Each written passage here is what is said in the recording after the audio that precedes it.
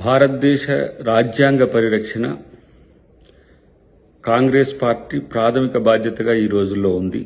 BJP సామ్రాజ్యవాద దృక్పథం, BJP రాజకీయ స్వార్థం ఈరోజు బీజేపీని పతనం వైపు నెడుతున్న పరిస్థితి. రాజ్యాంగ వ్యతిరేక శక్తిగా ఈరోజు బీజేపీ అవతరించడం అనేది చాలా ప్రమాదకరమైన అంశం. ఇప్పుడు రీసెంట్గా మనం ఆంధ్రప్రదేశ్లో చూస్తున్నాం కదా, చంద్రబాబు గారితో కలిసి అధికారంలోకి వచ్చిన తర్వాత కూటమిలో లుకలుకలు, అటు పవన్ కళ్యాణ్ సీఎం కావాలని, ఇటువైపు లోకేష్ డిప్యూటీ సీఎం కావాలని చెప్పి ఎలాంటి గిల్లి గజ్జాలకు వస్తున్నారో చూస్తున్నారు. ఇది కూటమిలో లుకలుకలకు ఒక ఉదాహరణ. సో చంద్రబాబుతో కయ్యం అనేది టోటల్గా బీజేపీ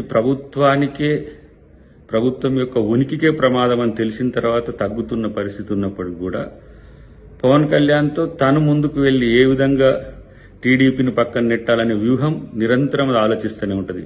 పంజాబ్లో అకాలీలతో ఆలోచించిన, మహారాష్ట్రలో షిండేతో ఆలోచించిన, ఇంకో రాష్ట్రంలో ఇంకొకరితో ఆలోచించిన, తన రాజకీయ మిత్రునితో కలిసి రాజకీయ లబ్ధి పొంది ఏ విధంగా అదే రాజకీయ పార్టీని అంతం చేయాలనేదే బీజేపీ ఎత్తుగడ ఉంటుంది ఎప్పుడు కూడా.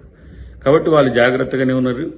ఇప్పుడు బీజేపీకి ఆ ప్రమాదం కూడా భవిష్యత్తులో ఉంటుంది.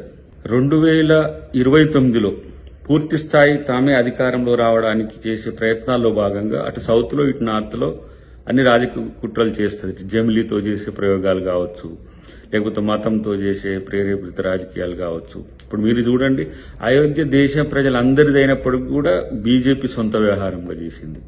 కొన్ని వందల సంవత్సరాల నుంచి మహాకుంభమేళా దేశ ప్రజలు జరుపుకుంటుంటే అది బీజేపీ సొంత కార్యక్రమంగా చేసుకున్నది.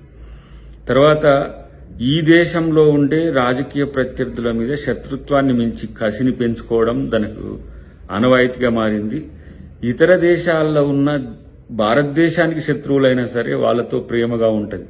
అది దాని యొక్క నైజం. కాబట్టి ఇవాళ చంద్రబాబు గారి రూపంలో ప్రమాదం వస్తుందా, నితీష్ కుమార్ గారి రూపంలో ప్రమాదం వస్తుందా అనే దానికంటే తాను వ్యవహరించే శైలి వల్ల బీజేపీ స్వార్థపూరిత రాజకీయాలే తనకి ఈరోజు నష్టం చేసే పరిస్థితి ఉంటుంది. రేపు దేశంలో భారత రాజ్యాంగ పరిరక్షకునిగా రాహుల్ గాంధీ గారికి రేపు జాతీయ స్థాయిలో పెద్ద ఎత్తున ప్రజల యొక్క మద్దతు ఉండబోతుంది. కాబట్టి మేమే ఇంకా ఉంటాం, మేమే వస్తామని చెప్పి కిషన్ రెడ్డి గారో, లేకపోతే ఈటల రాజేందర్ గారో, లేకపోతే బండి సంజయ్ గారో మాట్లాడే అన్నీ కూడా వాళ్ళ యొక్క రాజకీయ అస్తిత్వాన్ని నిలబెట్టుకోవడానికి తప్పితే మరొకటి కాదు.